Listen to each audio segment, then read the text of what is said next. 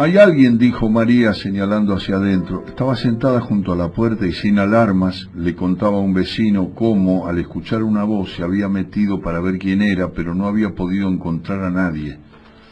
Desde el interior una voz, en efecto, interrumpió su relato monocorde y resignado. Miró a su vecino, que no tuvo tiempo de ocultar la impresión. ¿Sintió?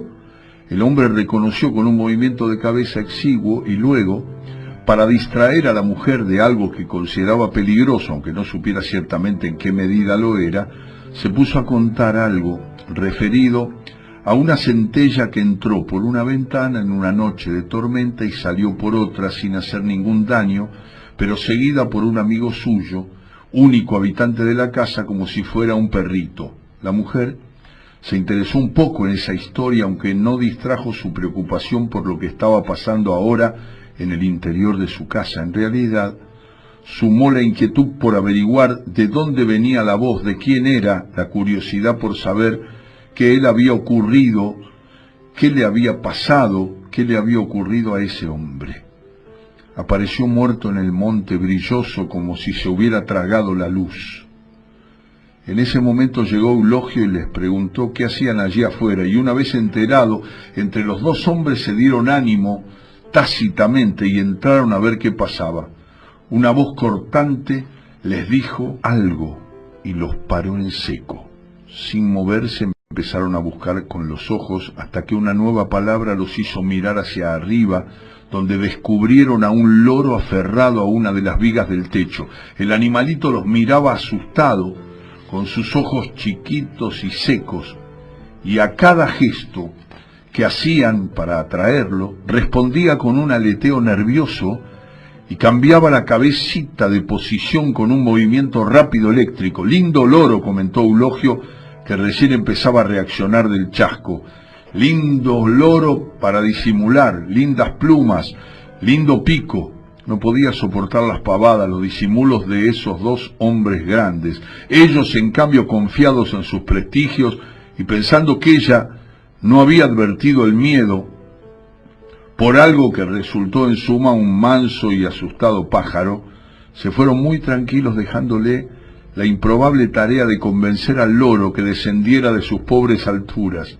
No los detuvo, prefirió que se mandaran mudar, antes que verlos allí parados como zanguangos, elaborando falsas conjeturas.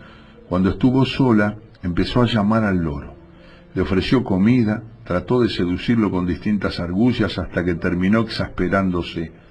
Con los nervios extenuados por sus propios gritos, se deslizó en una especie de calma, de sopor, y el loro sería de esa mujer de los fondos. Se quedaba con ella. Por la ventana alcanzaba a ver parte del alero del rancho vecino donde vivían los presuntos dueños del animalito. Para llegar hasta allí era necesario dar la vuelta a su casa, saltar el alambrado de atrás y caminar unos 100 metros aproximadamente entre el maizal donde anida con su nueva cría la gata esa más arisca que una gallega, la que siempre andaba rondando despacio mirando todo alerta y asustada.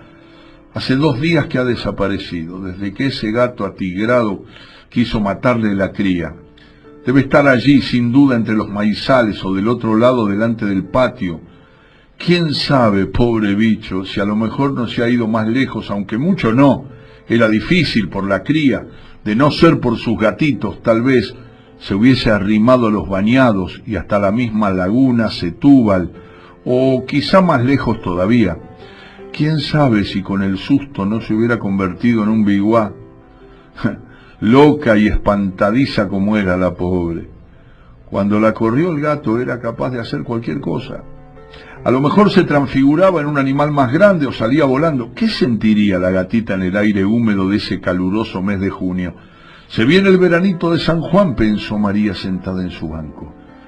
Este es más miedoso que la gata, dijo en voz alta como queriendo avergonzar al loro, y nosotros tenemos más miedo que los loros y que los gatos, más miedo que la abuela que siempre se aparecía como si viviera.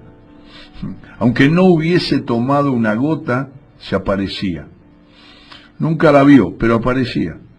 No llegó a conocerla, pero la veía lavando plácidamente en el fuentón cerca de la casa mientras ese bicho enorme la miraba aterrado. Le parecía escuchar el grito de la abuela que nunca había oído, que siempre imaginó. Antes de gritar debió levantar la cabeza encontrándose con la inmensa y desamparada del animal muerto de miedo tratando de esconderse entre los matorrales cercanos al patio. Nadie pudo saber nunca quién estaba más asustada, si la abuela, la gata o el loro o esa pobre bestia. Se había caído en medio del camino. Lo traían tal vez de Reconquista metido en la inconmensurable bañadera montada en un camión. Así lo trasladaban de un lugar a otro con las demás atracciones del circo. Sin embargo, desde que nació, siempre torpe y desmesurado, lo tenían de aquí para allá arrastrándolo en esa bañadera. Grande como era, hacía la misma vida que un enano. Para el caso era lo mismo, la delicadeza del trapecista y su pesado cuerpo de hipopótamo llevaban la misma vida, él y la écuyère. No se quejaban, no había llegado nunca a pensar en todo esto. Ella sí, cuando le contaron lo de la abuela. Ni siquiera se le ocurrió huir, liberarse, cuando volcó el camión. Se escapó, es cierto, pero del susto. Fue un accidente, una casualidad, no hubo intención de una parte. Seguramente la gran bañadera no era demasiado estable con tanta agua y tan tremendo animal adentro. Por eso volcó.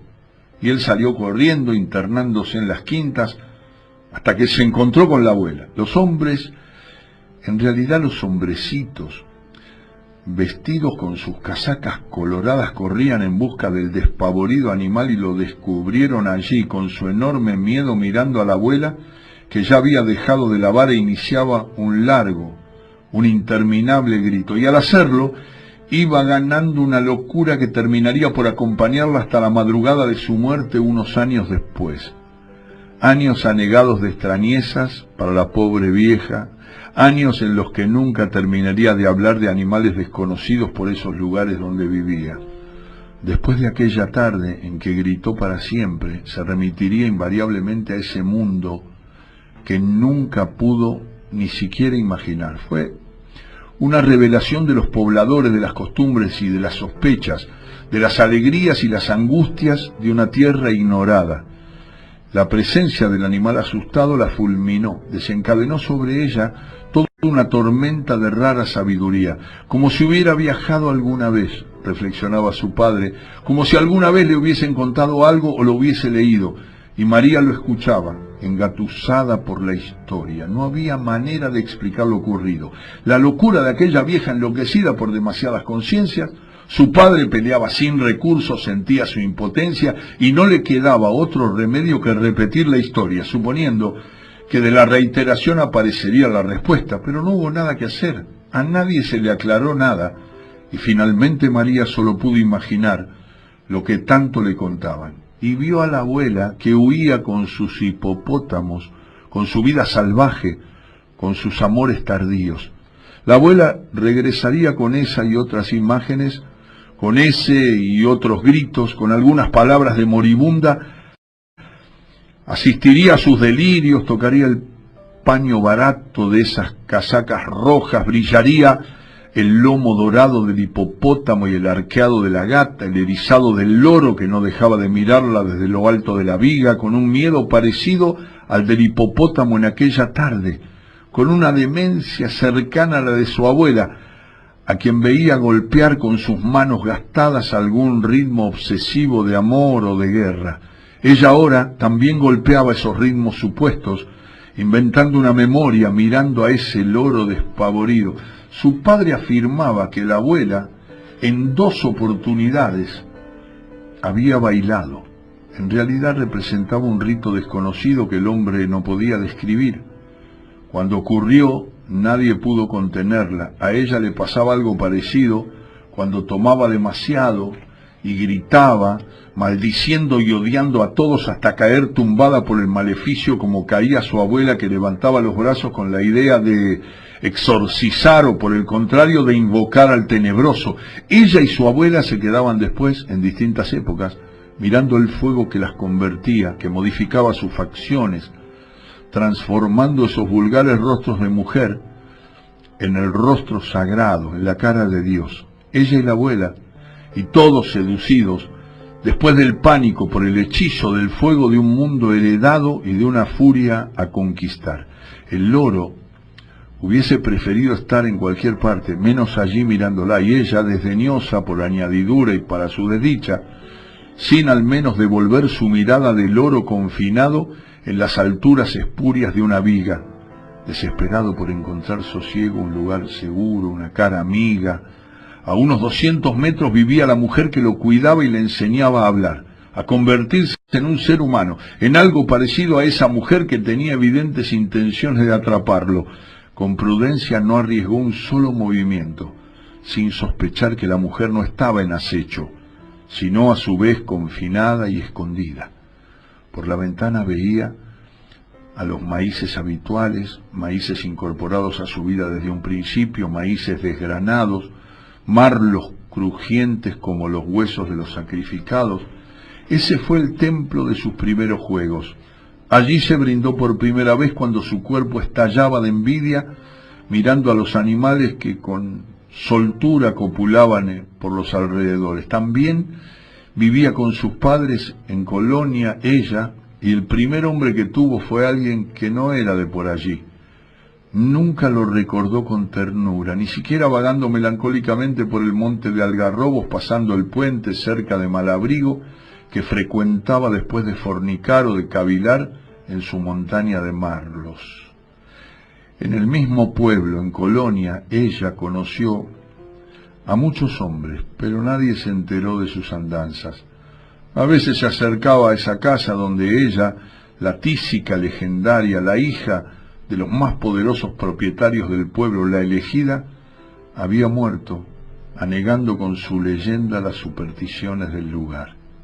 Por esa época tenía la certeza de que el hipopótamo la acompañaba, de que era una herencia de su abuela, de que secundada por el animal vivía impunemente sus correrías, incluso sus maldades. No fue solo una vez que llegó a quemar la ropa del ocasional amante obligándolo a regresar desnudo. Nadie sabía a qué atribuir esas rarezas, estos hombres que aparecían en cueros por los alrededores del pueblo, tapándose a duras penas o tratando de ocultarse detrás de las casas de los arrabales. La primera vez se había levantado las polleras y había dicho sin compasión: ¿sabés lo que es esto? Y luego se tendió indolentemente sobre el pasto mirando con desenfado a ese adolescente que no era de por allí y que tenía más miedo ante ella que la abuela ante el hipopótamo perdido. Muchas tardes sucedieron a esa, tardes grises y húmedas como esta, propicias para la memoria. En una tarde así se casó, y en otra tarde idéntica se mandó a mudar, y cuando el marido la buscó para que volviera se negó sin dar explicaciones. Enardecido el hombre comenzó a reprochar y a gritar hasta que ella, sin decir nada, descolgó el látigo de la pared de su casa y contrajo un brillo extraño de bestia en los ojos y le cruzó el pómulo de un rebencazo. El hipopótamo había intervenido en la acción. Cuando se acercó por primera vez a la orilla del Colastiné, había llegado a esos parajes con un italiano y vio del otro lado del río la espesura y las islas. Pensó que allí habría sin duda alguno de esos animales enormes que suelen vincularse con las abuelas y las maldiciones. Es más, supuso que hipopótamo y abuela iban a sentirse cómodos del otro lado del río, también que finalmente tomaría contacto con animales hasta ahora irreales, abuelas salvajes. Necesitaba tocar ese mundo porque bastante sola andaba, como una leona sin cachorros, una leona solitaria que busca infructuosamente su pareja. En la isla estaba Eulogio, que era nutriero por ese entonces. De un empujón la obligó a entrar en esa especie de tapera mal reparada en la que vivía. Ella se arrinconó y detrás de unos cajones hasta que él prendió una vela, pudo localizarla, se quitó el cinto y hasta que no le dobló el lomo tampoco dejó de hacerlo silbar sobre su cabeza. Ella, por primera vez, no atinó a defenderse, sabía que estaba mordiendo el freno, pero no se resistió, doblegándose, sabiendo que todo estaba a favor del hombre, la abuela, los animales, ese mundo que por lo visto también a él le correspondía. Se sintió más sola que nunca. Ya no tenía siquiera animales de su lado, bichos y cristianos la enfrentaban. ¿Para qué servía esta vida donde le quitaban todo, donde la despojaban a cintazos? Hasta esa gata espantadiza como una gallega tenía finalmente algo más que ella, y siquiera trabajaba como ella tenía que hacerlo, aunque no le gustara eso de viajar a la ciudad y andar cocinando y limpiando y sirviendo a gente desconocida. Sí, esa gata, que suele esconderse entre los maizales o tal vez adelante a la sombra de los zapallos, tenía más, tenía su mundo, el mundo con sus temores. Ella, en cambio, solo contaba ahora con el vacío o el alcohol que le hacía temblar un poco las manos por la mañana. Esto le venía ocurriendo desde hace muchos años, cerca de 20, desde que su juventud, la abuela, aquellos animales sucumbieron en la isla, en las ruinas de un rancho junto a un nutriero que después fue simplemente eulogio. Lo respetaba, tal vez porque supo terminar con ella, porque era más fuerte o porque era lo único que le había quedado. Sí, era menos que una gata, sin nadie a quien amar, envejeciendo y enfriándose con el alcohol. Eulogio fue el primero en escuchar el grito y no demoró en entrar a la casa y encontrarla llorando con el cadáver del loro entre sus manos.